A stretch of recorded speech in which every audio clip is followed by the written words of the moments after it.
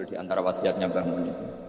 Pirro sebab apa Fatihah kok ihdinas siratal mustaqim, bukan siratoka tapi siratal ladzina an'amta alaihim. Dawe Mbah Mun fa inna Allaha ta'ala la ya'kul wa la yashrab wa la yankih wa la kadza wa kadza. Allah itu tidak makan, tidak minum, tidak tidur. Sehingga kita tidak bisa niru Allah. Tapi yang makan tidur itu manusia. Sehingga kalau ingin dekat Allah ya niru siratal ladzina, bukan siratoka. Kita cara tidur niru Kanjeng Nabi, niru ulama, cara makan, cara minum, niru Allah tidak bisa. Makanya bukan ihdinas siratal mustaqim siratoka tapi siratal ladzina an'amta. Maka dalam beragama itu butuh master, butuh panutan. Ya tentu Mbah Mun oleh ngendikan pakai lewat orang-orang kuno. Cara Mbah Mun pakai cantol. Maka saya punya makalah banyak dari Bapak, dari Mbah Mun, dari Mbah Zubair, dari sampai saya itu hafal sanad sampai Rasulullah Shallallahu Alaihi Wasallam. Karena yang bisa mengawal ilmu itu sanad. Termasuk saya di sini bawa kitab Ar-Risalah Al-Qusairiyah. Nanti saya baca beberapa panutan kita. Di sini ada Abdul Qasim Al-Junaidi, ada Abu Yazid Al-Bustami, ada banyak ulama yang ditulis Ar-Risalah Al-Qusairiyah. Dan itu yang membentuk Imam Ghazali, kitab Ar-Risalah Al-Qusairiyah. Tapi sekarang kita ini tidak belajar lagi tentang tasawuf. Tasawuf itu Abdul Qasim Al-Junaidi jadi wali itu bukan wiridannya terlalu banyak. Beliau pernah bikin satu kalimat yang menjadikan Allah itu ridho. Kalimatnya begini, kalau malam beliau wiridan, ya Allah, kenapa engkau ngasih rezeki saya padahal engkau tidak butuh saya. Kalimatnya sederhana. Kalau seorang majikan ngasih servis sama karyawannya memang butuh pekerjaannya. Orang tua ke anak butuh kasih sayang.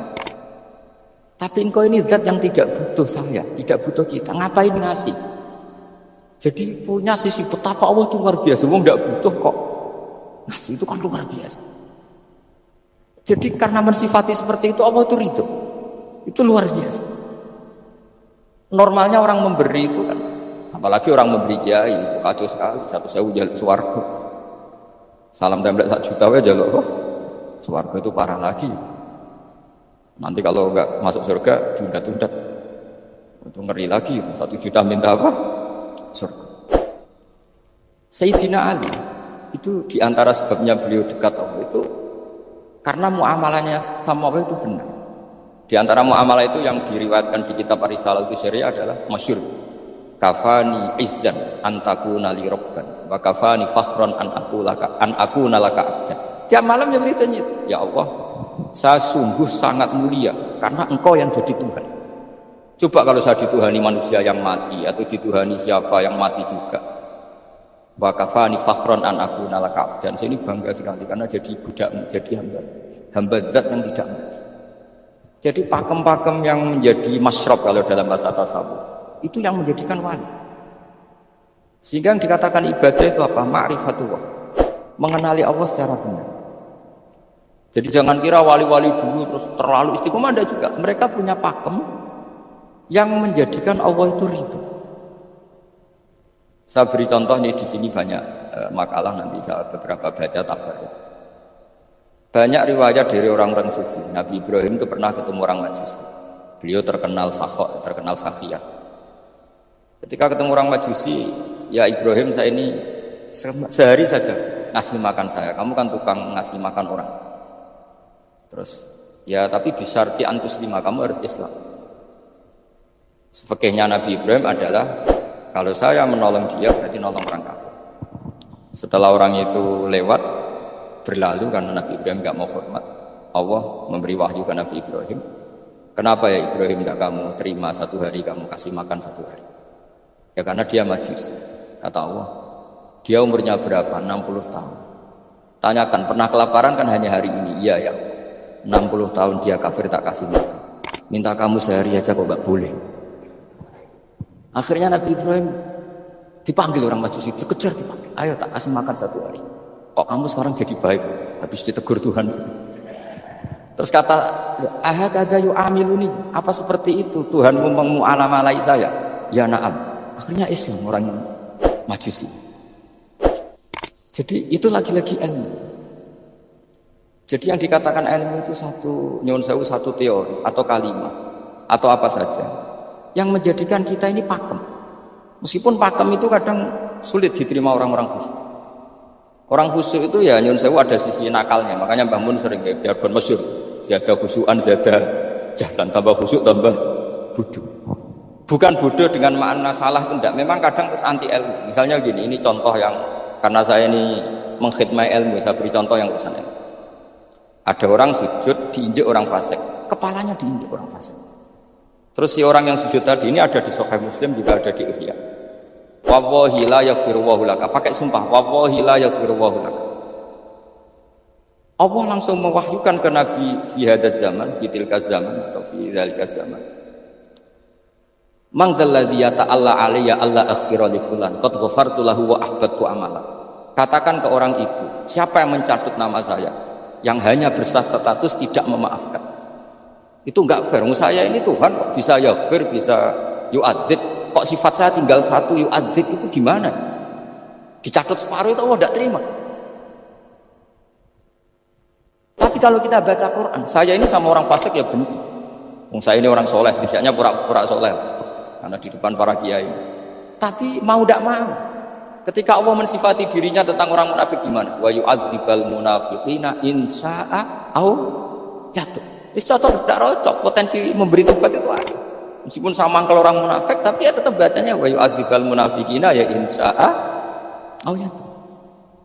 Rasulullah kayak apa bencinya dengan Wahsy karena qatilu Hamzah. Tapi Nabi tunduk sama konstitusi Quran.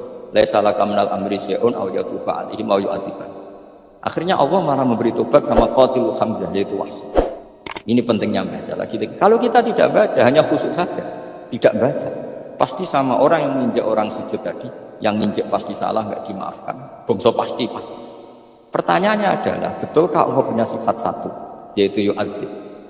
Makanya kalau kita baca, misalnya baca Quran, walillahi mulku samawati wal ardh, ya sudah, yaghfiru liman yasha wa yu'adzibu man yasha. Kalau nuruti rasa kita, ya inginnya ke kita, yaghfir, ke orang lain yu'adzib. Tapi Tuhan kan nggak terima. Saya ini Tuhan kok didikte makhluk saya ini gini, nggak bisa. Sehingga ya ini lagi-lagi ya. Makanya saya cocok nggak cocok itu suka baca. Saya suka sekali baca, mulai ulama dulu, ulama modern, setengah dulu. Mulai ulama yang kedunian sampai setengah kedunian. Suka. Saya dulu tuh gak suka uang. Karena saya memang tadi mbah saya dari bapak itu wali Mas Nadif. Kalau tadi Mas Nadif jujur, mulai Mbah Soleh itu suka bully mertuanya. Jadi saya alhamdulillah dia jujur. Jadi Mbah Soleh itu menantunya Raden Asnawi. Itu ya bully-bulian sama ini, terus ditiru beliau. Itu gak suka sebenarnya. Saya itu ya pokoknya tadi kalau orang daftar wali itu kan gak suka sama. Karena mereka nangis ketika Allah menghentikan wa aqriduha atau ayat-ayat anfiku atau orang baik disifati wa aqriduha qardan hasan. Itu hadal khitab li ahlil jiddi was-sarwah. Ini khitab untuk orang kaya. Kalau isin Gusti jenengan nampen ngongkon infak kok kalau diinfaki. Jenengan nampen ngongkon ngamal kok kalau dingamali. Jadi maka yuhibbunal mal, mereka tidak suka harta.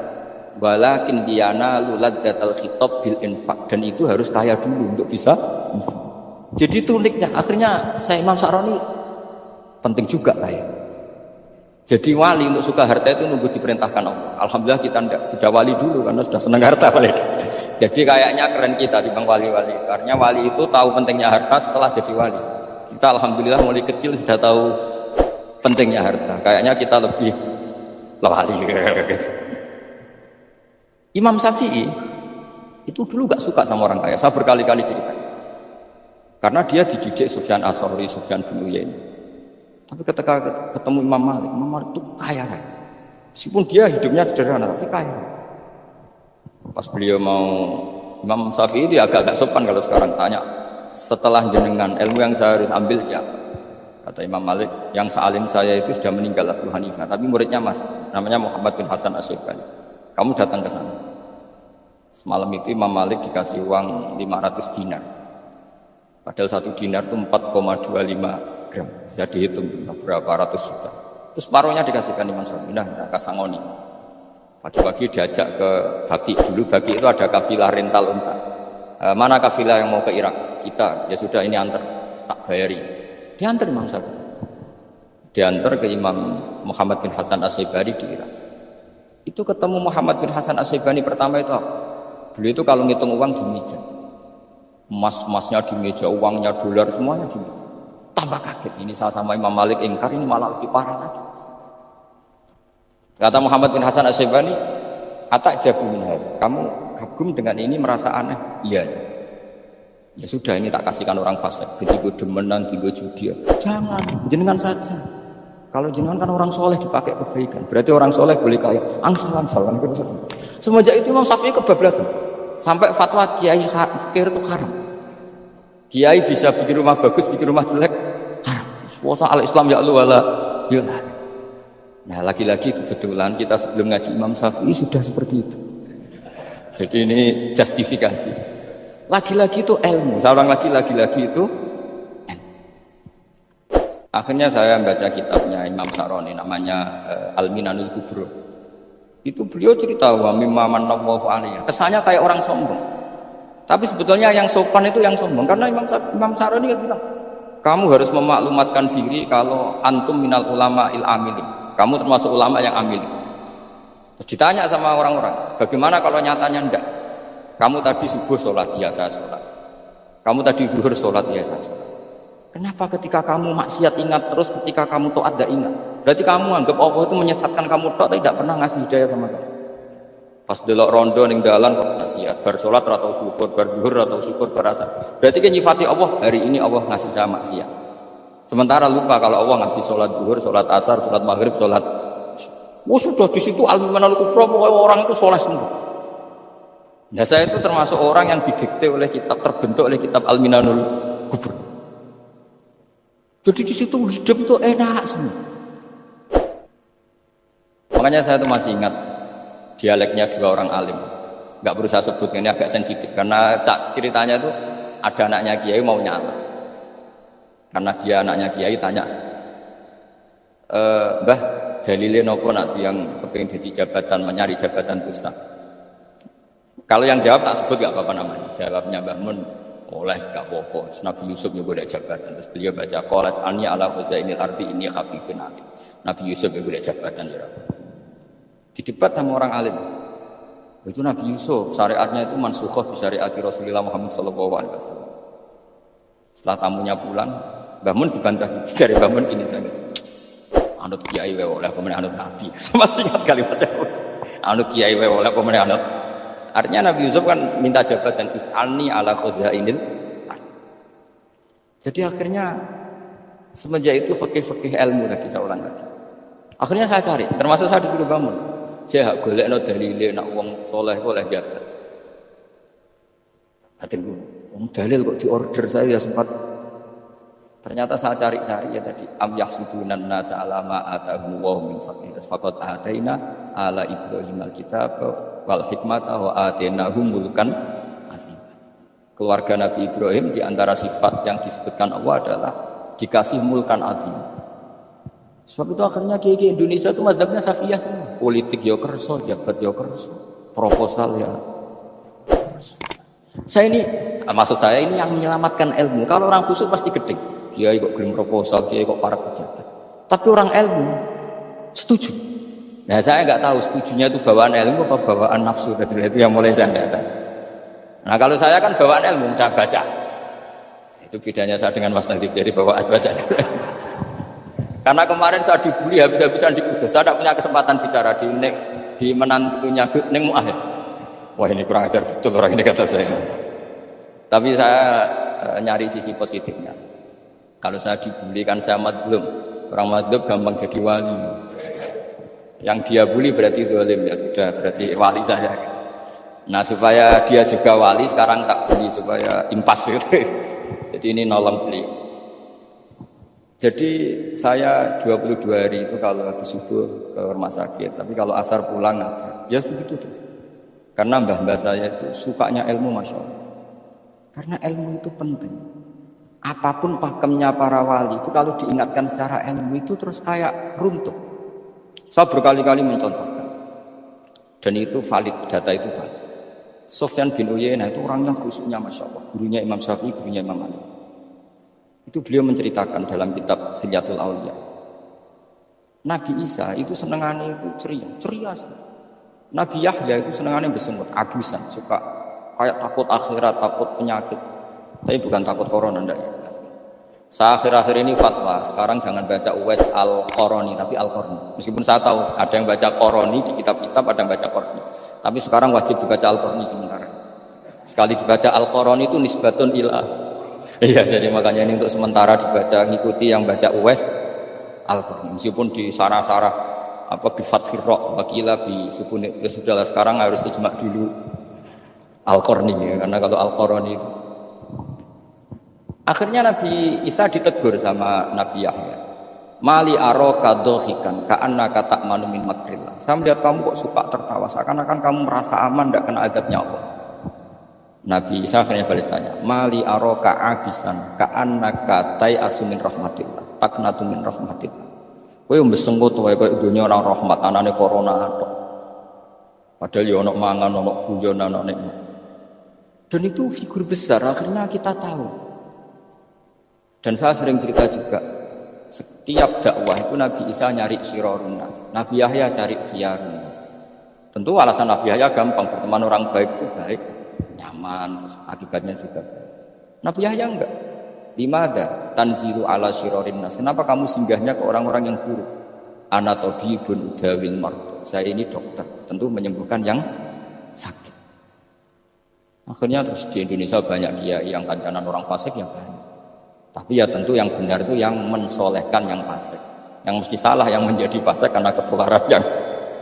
Tapi itu lagi-lagi apa? Ilmu yang bisa menjadikan kita percaya itu ilmu. Saya tuh suka sekali baca kitab yang berbeda. Saya sekarang baru belajar kitab orang-orang Hanafi, orang-orang Maliki. Saya kemarin dikirimin hadiah oleh keluarga Pak Kures, ada tanda tangannya Pak Kures dari Habib Ali, dari keluarga beliau. Ciri kitab namanya itu Sarah Bukhari, yang dikarang orang India, orang modern, Anwar, Kiai Anwar Shah, orang-orang India ya orang Shah. Itu beliau termasuk mujaddid kalau dalam perasaannya orang India. Mensarai Bukhari ya, kira-kira sanadnya Sayyid Muhammad ke beliau itu 3 atau 4. Beliau termasuk orang-orang yang bisa membentuk India seperti itu. India kan banyak syurahul hadis, termasuk Walidullah Ad-Dahlawi, terus Syekh Yusuf Al-Kandahlawi, banyak lah saya. Itu beliau cerita di kitab-kitab itu bahwa ilmu itu harus diungkapkan. Terus beliau cerita banyak tentang kewalian. Sampai dalam cerita kewalian itu unik. Dan terus kayak jadi wali itu gampang sekali. Ya diantaranya itu wali itu mau modal rasido. Sab'atun yudhilluhum wa fi dhillihi yawma la dhilla illa dhilluh. Itu diantaranya itu. Wa rajulun da'athu imra'atun dhatu jamalin wa mansibin faqala inni akhafu. Mau modal gak sido. Wis dijak wong ayu menarik muni ra gelem. Modal ra gelem iku wis iso dadi wah. Iku yudhilluhum wa fi dhillihi yawma la dhilla. Nah, masalah kita ora digelemi lah itu masalah. Itu sangat. Jadi gampang sekali dalam kitab Al-Minanul Kubra. Dan kalau baca itu enak. Misalnya gini, tentu masa lalu kita yang buruk itu tidak diceritakan orang lain. Dan itu kadang karena gengsi. Tapi kalau melihat hadisnya Nabi itu gampang sekali. Kullu ummati mu'afan ilal mujahirin. Umatku semua itu dimaafkan kecuali yang memperlihatkan salahnya dosanya. Jadi gak boleh kalau sampean sekolah gak naik kelas cerita anaknya. Masa dulu gak naik kelas, kalau punya utang koperasi gak pernah bayar, gak boleh cerita seperti itu. Kalau ditanya, Bapak dulu pinter gak? Oh pinter sekali. Harus bilang gitu, pinter sekali. Pernah ranking sekali, sudah gak apa-apa itu. Meskipun dengan makna yang lughawi ya. Saya dulu SK. Kan nyun sewu saya ini sering diparani orang yang mau tobat. Cerita saya dulu sering main perempuan, sering mabuk. Tapi sekarang saya mau tobat gini-gini. Karena ini orang awam, tak terima. Tapi saya bilang gini, kamu jangan cerita ke anak kamu. Terus dia cerita, tapi kan saya harus jujur. Karena ilmunya dia baru kalau jujur itu penting. Terus Pak, menurut kula ora oleh cerita, ora oleh cerita. Ya Gus oke.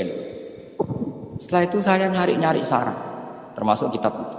Kok bisa orang yang tidak mujahirin, orang yang menutupi salahnya malah dimaafkan, yang cerita jujur pernah salah malah tidak. Sangat bener. Misalnya seorang bapak cerita, "Jong aku dhisik nak pacaran tak ambung." Misalnya, anaknya mesti suatu saat kan dia puber. Mesti nak ngambung niru bapak ya. Nah kalau yang cerita itu ribuan,